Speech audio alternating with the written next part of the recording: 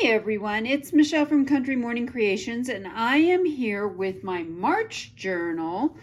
If you follow me at all, you know that I create a brand new journal for every month, and then I put it in a hardcover to use, and then I bind them all up at the end of 6 months.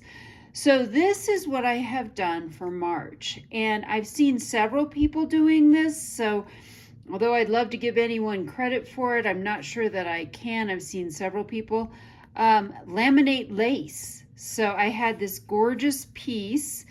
That's from Amy, and I'm drawing a blank on her shop, but I'll link her Etsy shop below. She sells gorgeous bundles.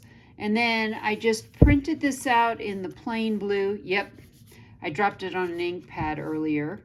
And then on the inside, I have this. This is not available yet. I'm working on a more neutral kit to go with this kit. It will complement the Regency Rose kits that I already have, but it's not available yet. Now I added a little bit of lace. This is a Tim Holtz die cut, and this is vellum. So you can actually see the lace behind it. I thought that turned out cool. And the other thing I did, I've never tried binding with ribbon. It actually turned out pretty cool. So this is where my binding is. And I did a couple of things a little bit differently from what I usually do. I did use my coffee dyed acid neutral 28-pound Hammermill paper. I used a couple of other things in here, and so I'll explain that as I go through. I usually do a cover page, and if you want to see the process on this, I have it on my Instagram page. And this is using printables and digital kits from Planning Janny. And I also finally got my scan-in cut to work. So like it cut out even these little tiny antennae on it. It cut her out. It cut this tag out even with all of this. So yay me, I got that to work. And then I only did 3 flips this time. I accidentally cut too many paper, and honestly, I kind of like having not as many flips. I did a March page from an Edith Holden book. This is the paperback size, and I love that size for adding to different journals.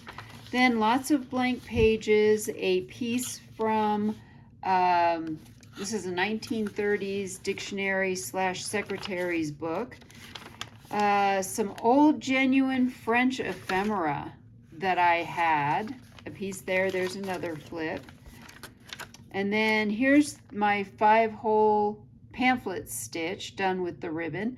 I like that. I think it turned out really nice. More of that French ephemera, more of that dictionary, a flip. So that's the only flip there, and that's the rest of that Edith Holden page. And then you come to the end. So I'm going to set this aside because we'll take a real quick look at how I have filled up my February journal. And this is a review a little bit of what I did. This is again stuff from Amy, and I just pinned, that wants to flip over. There we go. I pinned that little heart there. And so this has a lot of stitching. I had a lot of fun with making this cover. And here's my February cover page. This is the quote of the week. She said, "That's a lot of money to spend on crafts." And I knew we couldn't be friends. Had to use that quote. Loved it.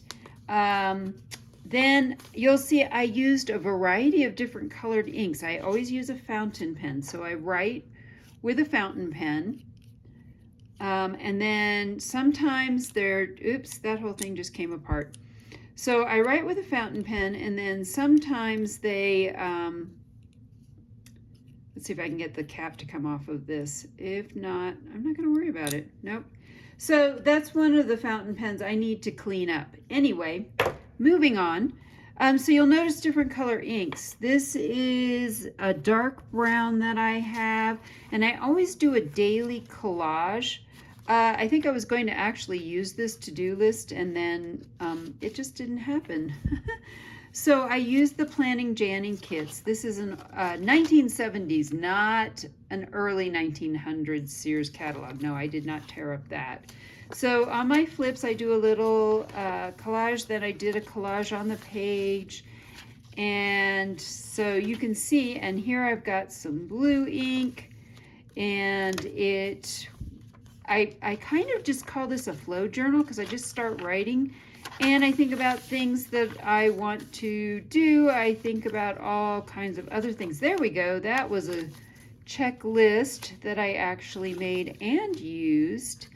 And then more of this. And then towards the end of February, instead of printing out more of her printable kits, her digital kits, I switched over, and this is Paper Minty Studios. So I grabbed a couple of hers.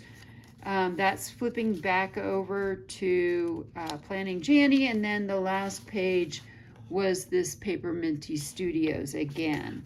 And I do put, her kits come with these circles with the numbers on them, so I do date my pages that way as well. Now, because it was February, we have extra room, which is fine. And I'm going to set this aside. This will get added to my pile. And I will be creating a binder in the end for all of this. And then I just put this into the hardcover, which looks really interesting with both of them being blue ribbon. But this blue ribbon is pretty sturdy, so I like that a lot. So I have my blue ribbon, and now I am ready for March. And if you're interested at all in making your own reusable cover, your own journals, your own binder, I will link in the comments my class. It's only $35, one of the least expensive classes I've seen out there, and it's in my Etsy shop. I will put that link below as well. So I hope I've inspired you to be creative today.